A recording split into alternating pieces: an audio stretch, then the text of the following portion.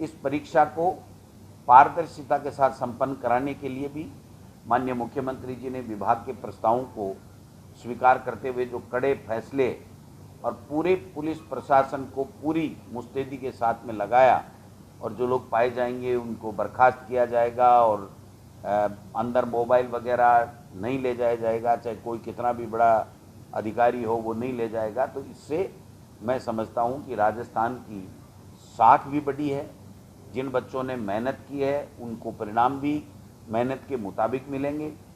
एक सेंटर जो हमारा अलवर ज़िले का था उसमें कुछ देरी से ट्रैफिक जाम होने की वजह से पेपर थोड़ा देरी से मिला, और फिर वहाँ के लड़कों ने वहाँ पर परीक्षा देने से इनकार कर दिया। जहाँ पर मौजूदा जो भी अधिकारी थे उन्होंने प्रयास किया, लेकिन चूंकि जब तक जिला कलेक्टर, जिला प्रशासन आता, समझाइश करता, तब तक काफ़ी देर हो चुकी थी। लेकिन सेकंड पारी का जो एग्ज़ाम है वो पूरे तरीके से वहाँ पर जो सेंटर पे थे उसको सबको लिया गया।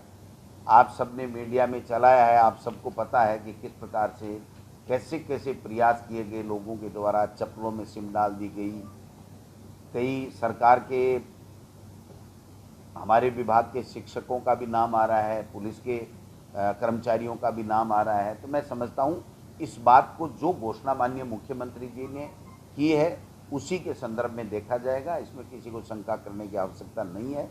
लेकिन मैं इतना कहना चाहता हूँ कि जो रीट का एग्ज़ाम 25-26 लाख बच्चों का जो राजस्थान में हुआ, जिसका गिनीज बुक में नाम लिखा जाएगा, अगर गिनीज बुक वाले हमारी बात मानेंगे, तो जो सेंटर पूरा का पूरा रह गया था उसका पेपर हम जल्दी से जल्दी दोबारा बनवा करके एक सेंटर पे या 2 सेंटर पे जैसे भी उनको ठीक लगेगा वो उनकी एग्ज़ाम हम दोबारा लेंगे, और दोबारा लेने के बाद में हम लोग रिजल्ट जारी करेंगे। ये जो बात उन्होंने नोडल एजेंसी ने कही है। फिर भी अगर कोई दिगर बात आएगी तो विभागीय स्तर के ऊपर उसकी जांच कमेटी भी बैठा दी जाएगी। अगर कोई किसी तरह की कोई बात आती है ऐसी जिसके लिए जांच किया जाना ज़रूरी है तो उसकी जांच कमेटी भी हम लोग बढ़ा देंगे।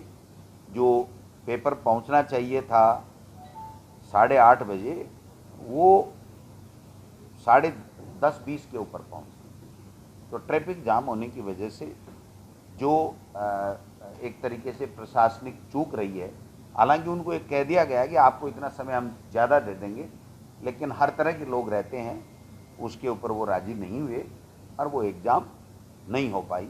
तो ये एक त्रुटि मैं समझता हूँ कि प्रशासनिक व्यवस्था के ऊपर भी रही, लेकिन वो मजबूरी में हुई, क्योंकि अब ट्रैफिक जाम होना किसी के बस में नहीं है, नेशनल हाईवे था। तो मैं समझता हूँ ये सारी चीज़ें हुई है, इसके लिए हम लोग उन बच्चों का नुकसान नहीं हो इसलिए हम ये एग्ज़ाम दोबारा लें।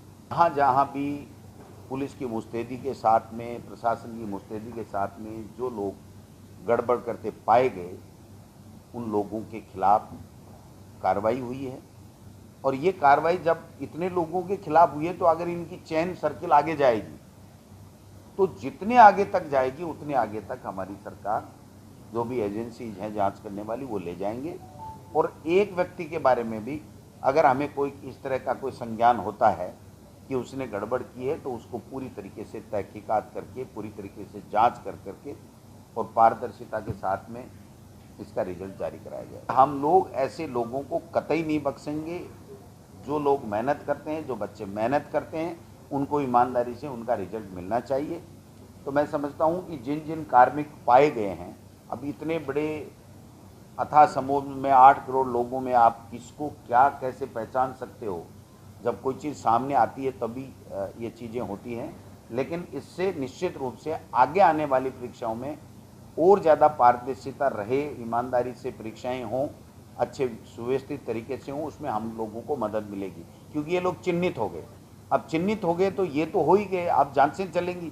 जब जांचें चलेंगी तो इनके आगे तक कहाँ तक कनेक्शन है वो भी जाएगा। तो एक तरीके से इनके जड़ तक पहुंचने में सरकार को मदद मिलेगी। को तय तक जाएंगे कि कितने लोगों तक ये पेपर पहुंचा है, उन सब के खिलाफ कार्रवाई होगी, उनका इस रिजल्ट से कोई लेना देना नहीं रहेगा।